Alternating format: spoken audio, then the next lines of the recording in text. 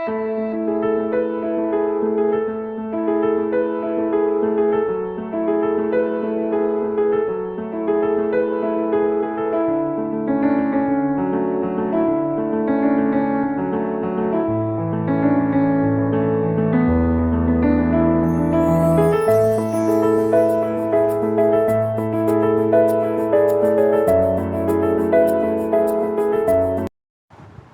and welcome to the new session. In previous video we have discussed about transaction exposure.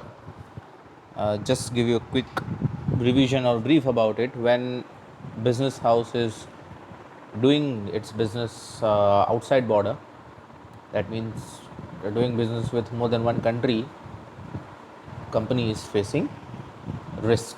And the risk, like there are so many risks: currency risk, political risk, product risk, we can say foreign exchange risk, and we can categorize this into transaction exposure, translation exposure, and economic, or you can say operating exposure. So in previous video we had discussed about what is transaction exposure and how to tackle with this and how it will have impact on profitability, even though your accounting profit which you have calculated, but because of fluctuation in the currency your profit will have effect. So this is what we had done in previous video. Now in this we'll be talking about translation exposure. Now when MNCs are working with more than one country or having branches in more than one country, so what we can say is the MNC which is in its home country, that means from where it is originated, it is known as a home country, and companies which have branches in the other countries are known as subsidiary companies, or you can subsidiary organization of that home country. Now whenever this MNCs are working with different countries, they manage or they prepare their balance sheet and P&L in their respective currency or the country in which they are doing business. But when home country or home organization is consolidating balance sheet and other financial statement of the subsidiary company also, when they consolidate and when they convert their balance sheet and profit and losses account into the home currency, it is known as a translation exposure, because it might happen that the asset which you have purchased in the subsidiary country, let's take the example so that we can understand it properly. Let's say company X which is originated in UK. So the balance sheet and P&L will be prepared in pound, the company which is working in UK. Now after some year the company has its subsidiary company in India, in US and Russia. So the organization or the company which are working in different country, they prepare balance sheet P&L in their respective country's currency. Now at the time of consolidation made by home country which is UK, when they convert or when they find out the balance sheet and P&L of or the, you can say, financial position of that company, they convert the subsidiary company's balance sheet P&L into the home currency, that is UK. Now at that time company will be in dilemma what rate we should apply for fixed asset which maybe your subsidiary has purchased 5 years ago, but now you are after 5 years you are consolidating the balance sheet and P&L. So company will be in dilemma whether to consider that fixed asset into the original amount which the subsidiary has purchased 5 years ago, or the current rate, or we should apply the current rate to find out the real value of the fixed asset. Similarly, there are some current assets also, like finished goods, date or bill receivable, and the home country will again try to identify which rate we should apply when we consolidate the balance sheet of other country. Which rate we should apply? We should apply historical rate, that means 5 years ago, 2 years ago, or the respective year, or we should apply the current rate. So this is basically known as translation exposure. So in this video, we'll be discussing about what is translation exposure and what kind of calculation, or you can say sums, we can understand with the help of translation exposure. So you will try to understand translation exposure. Now in this screen, as you can see the heading, the management of translation exposure, how companies are managing the translation exposure. The translation exposure meaning is it is a mismatch between the translated value of asset and liabilities following exchange rate change. Now the meaning of this is when you have purchased for your subsidiary or for your company, you purchase some fixed asset 5 years ago. At that time maybe the exchange rate are different, and after 5 year the current rate of foreign exchange are different. Now how to manage, how to balance between these two? So the consolidation is done through translating items of the financial statement of subsidiaries. So whenever the home company, as I said a few minutes back, when the home company is consolidating and I trying to identify the net worth of company. Let's say the company is having 5 different branches in different country. Now to identify what is the net worth of that company, company will consolidate the balance sheets and financial statement of home country and the subsidiary country company which are working in other countries. So at that time they are doing whether to take historical rate and the convert P&L balance sheet, or whether we should take the current rate. So neither are the perfect one. Neither you can take all balance sheet in P&L at historical rate, nor you can take P&L balance sheet at current rate. There are different methods of managing this translation exposure, and there are 4 methods of this. The first method is current rate. Now in this, company will ignore the historical rate, whatever P&L balance sheet and financial statement the subsidiary companies are sending. The company will convert all this value of fixed asset, liabilities, current asset, liabilities into the current rate, right? Then second is current non-current. Now few asset of the company will be converted at current rate, and few assets and liability of the company will be converted at historical rate, and that is why the bifurcation of this method. We will discuss more detail about what are the difference in this method in the later part of this video. Third is monetary and non-monetary, and the fourth is temporal method. Now in all 4 methods, our what will I try to identify that what is the change in goodwill, net worth, reserves of the company. So let us first discuss about methods. What are the differences between current method, current non-current method, monetary, non-monetary, and temporal method. So let's see in the next part video. So this are the methods. These are the 4 methods: current method, then current non-current, monetary non-monetary, and then temporal. Now let us see what is current rate method. It is known as a closing rate method. That means company will consolidate financial statement and balance sheet of the subsidiary company at the rate which is applicable on the day on which they are consolidated. That is called current rate method. In this method, all the items of profit and loss, or you can say income statement, and the balance sheet are translated at current rate, or you can say post change rate. That means the present rate which is available in market. Let's say continue with the example that UK based company is consolidating the balance sheet and income statement of Indian company, right? So what they will do is they convert the assets, liabilities of the Indian company which is working in India, right? They convert these assets and liability into pound based on the current rate. That is called current rate method. It is very simple to understand. Now uh, the second method is little bit advanced as compared to the current rate, because in current rate method the company will convert all the asset, liability and income statement at the current rate, which is not ideal actually.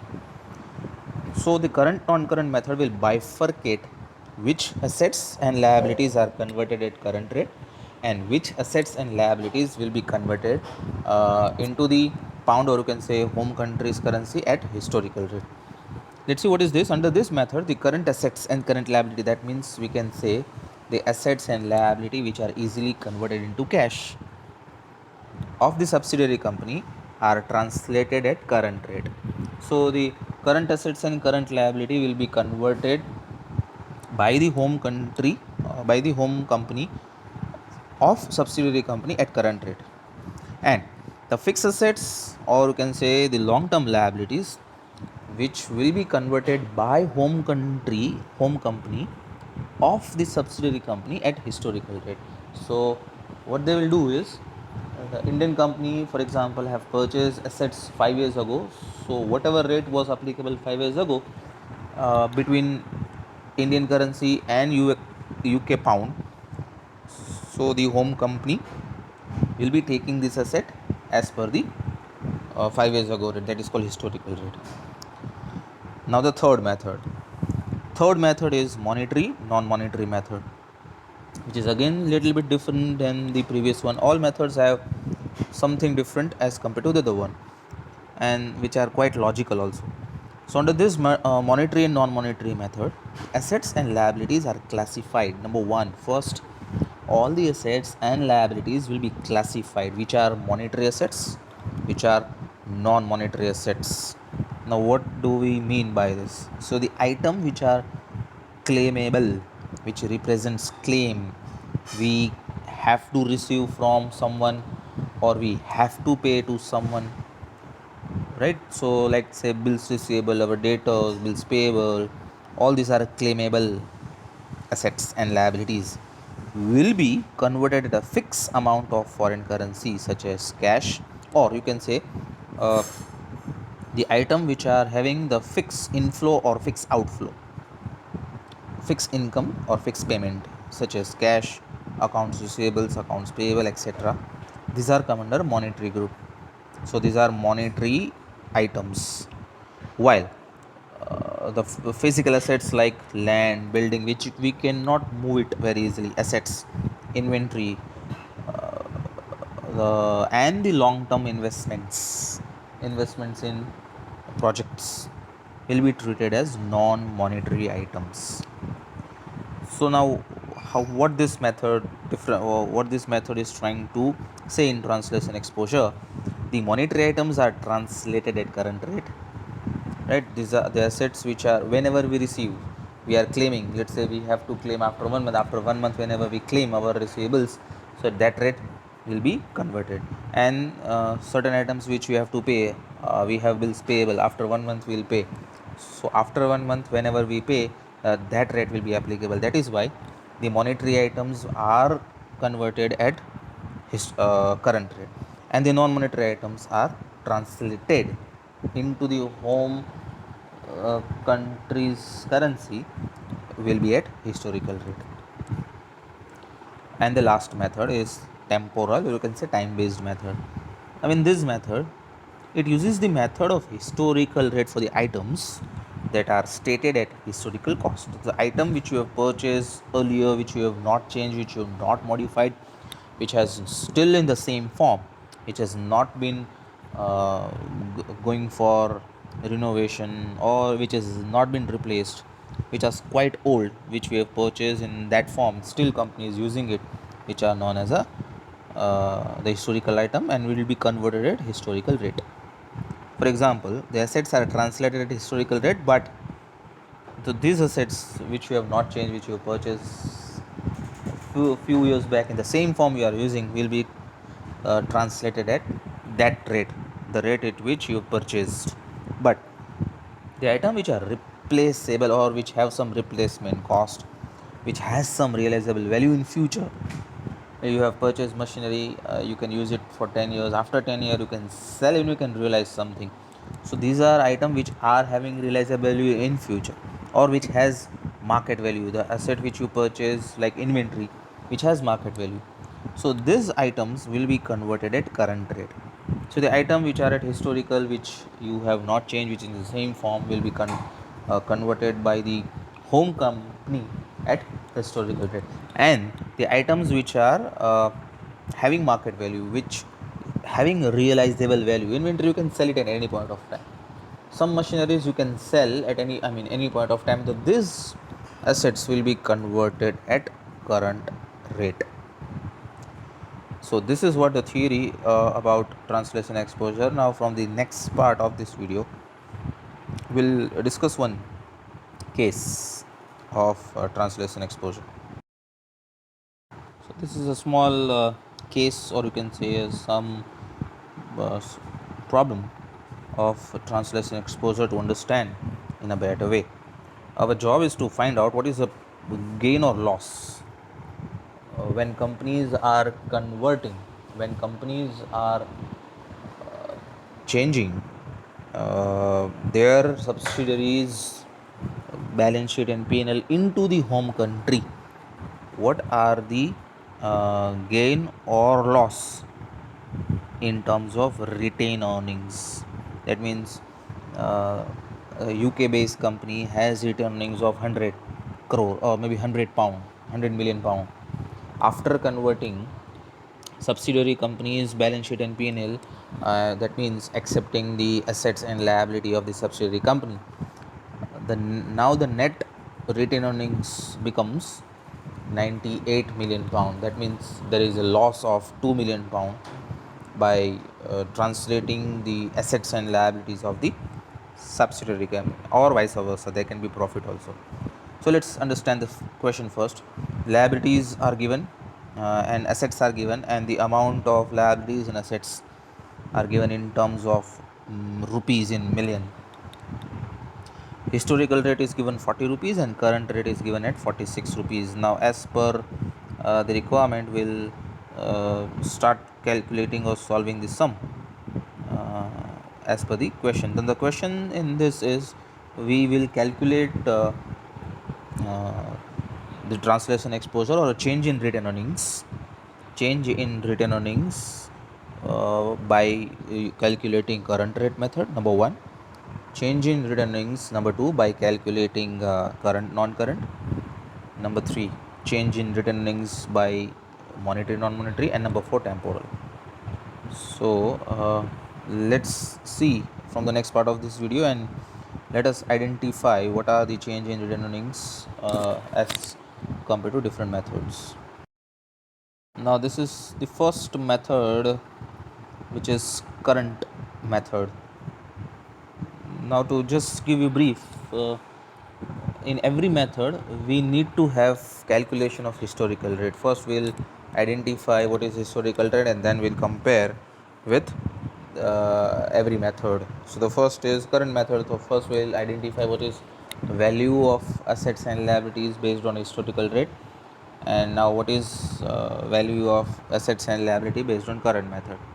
The next part again will be having the same, historical rate will be same, the only thing will be changing based on the method. So in this, first we'll start with assets. The first asset was cash. Based on historical rate, the asset was 100 million, but we are converting first everything into historical rate. So 100 divided by 40, it comes to 2.5 dollar, 2.5 million dollar. So these historical rates are given rupees per dollar, and then current rate is also rupees per dollar. So that means the home country is US. Marketable securities 100 divided by 40, again 2.5 million, and so on. So all the assets and liabilities first we have converted at 40 rupees, that is historical rate, and which is the first column which you can see. Now as per the requirement, the first method is current rate method. So now again all the assets and liabilities we will convert at current rate, that is 100 divided by 46 cash, it comes to 2.17. Then Inventory, let's say for example 300 divided by 46 comes to 6.51. So total assets earlier by historical rate it was 60, and by current method is 52.08. And total liabilities are 60 based on historical rate, in which the return earnings are 10, and based on current method the total liability comes to 52.08. The difference of this amount, see how to find out return earnings. Again there is a technique of this. So total assets are given, which is 60. Now total liability should also be 60, so let us put total liability as 60. Return earnings is always the difference amount. Now current liability we can find out, which is already given, which is current liability, then share capital, then bond, and then retained earnings as per the historical, which is given as 10. So the first column we can calculate as far as historical rate is concerned, but whenever we calculate any other method, the retained earnings are always the difference amount. So the 52.08 is asset, 52.08 is liability, the difference is 8.68. Now what is the change in gain or loss of current rate method? Earlier return earnings was 10, now return earnings has reduced to 8.68. So that means there is $1.32 million of loss because of current, or you can say your return earnings reduced by $1.32 million. This is what the current rate method.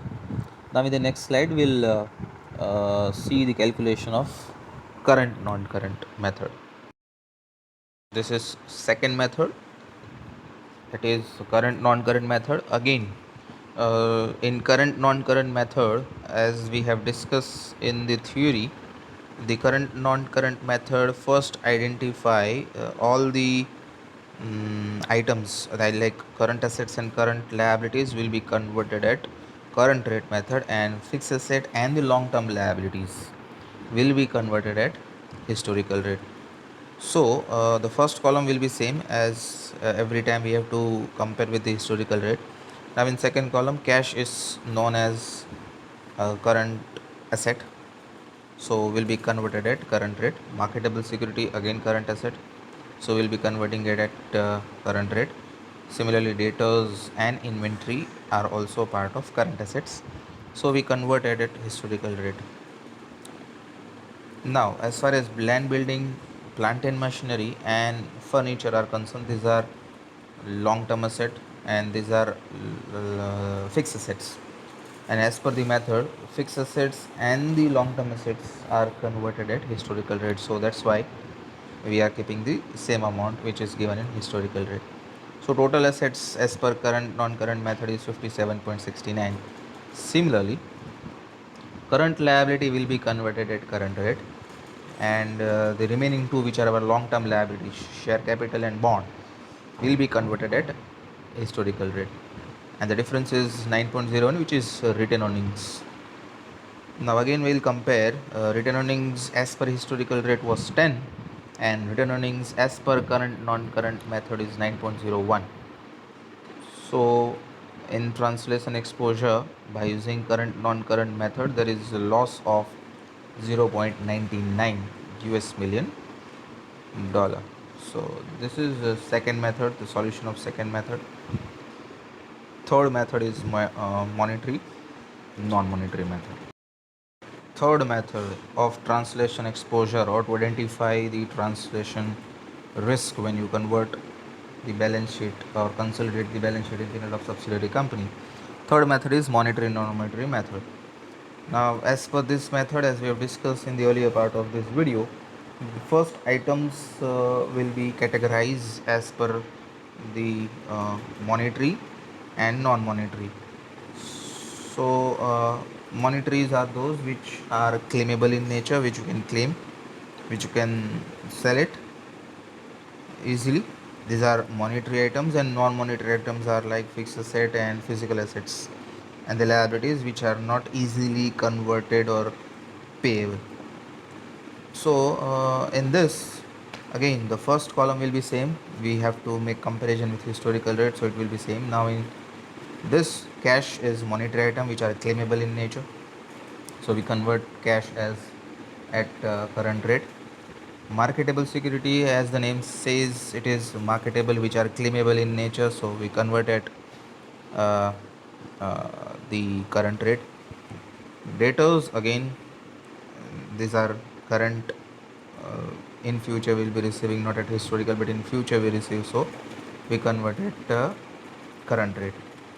Now the inventory, land and building, plant and machinery, and furniture and fixtures, which are not easily uh, converted into cash, though inventory is considered as a cash item, but in real life, you produce the inventory but you cannot easily sell it, and that is why it is in your warehouse. So these are called non claimable, because it is with you only, you cannot claim with anyone. It is your asset, and there is no one with whom you can claim the amount of inventory. Yes, debtors are claimable, we have sold them asset, and that is why we can claim money. But inventory, it is your asset, and you cannot claim money from your side only. That is why we convert inventory, land and machinery, land and building, and furniture at historical rate, and total assets come to 58.68 million dollar.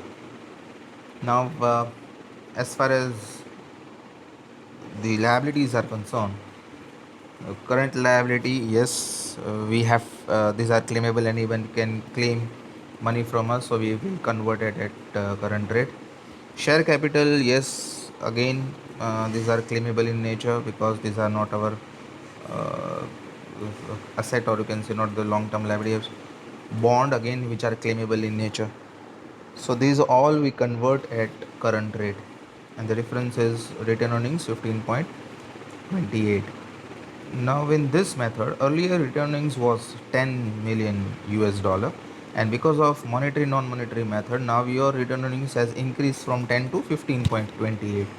So there is again uh, the value, or you can say market value, or you can say net worth of home based US based home company has increased the net worth by 5.28 US billion dollar by using monetary and non-monetary method of translation exposure. Now the last method, which is temporal method, we'll be discussing. Now this is the fourth method of managing the translation exposure, which is temporal method. Now in temporal method, as we have discussed in the theory, the item which are having realizable value, having replacement value, or it has a market value, which you can sell it at any point of time, you can, or you can sell it at a different price in different market. This are converted at current rate, and the remaining items which does not have market value, which has its historical value, and which will be converted at base rate, or you can say historical rate. So in temporal method, cash, yes, cash does have change in the value, so that is why cash will be converted at current rate. Marketable securities, yes, we, whenever you sell, you will get the amount as per the market value of that security, so again we convert it at current rate. Debtors, whenever your debtors are paying the time value of money concept does apply, so we convert debtors at current rate method. Inventory, though you have inventory with you, but as and when you sell into the market price may change because of inflation, because of recession. The prices of your finished goods are different, and that is why you have to convert this inventory at current method as per temporal. Temporal is thinking like inventory, though it is your asset, but whenever you are selling it into the market, the price will not be fixed, it will be different price, so we apply the current rate method. Then land and building, plant and machinery, and furniture and fixtures, these are your fixed asset, and that is why we use fixed rate method, that is 40 rupees we divide, and we'll find out the value, so it is same as historical rate method. And the total assets as per temporal is 57.59 US million dollars. Current liabilities, yes, We have to pay our liabilities, outstanding expenses, dues, outstanding amount, or you can say non-payment, leg in payment of wages, etc. So whenever we are paying, yes, so that is why we convert this current liability at current rate method. Share capital, yes, the value of share fluctuate, it does changes, and that is why we convert share capital at again current rate method. Bond, yes, the market value of bond may fluctuate because of interest rate, inflation, change in the bank rate, CRR, SLR, and that is why the bond rate also fluctuate, and so we convert bond at current rate method. So uh, by comparing this, the return earnings as per historical rate was $10 million, and as per temporal method is 14.19.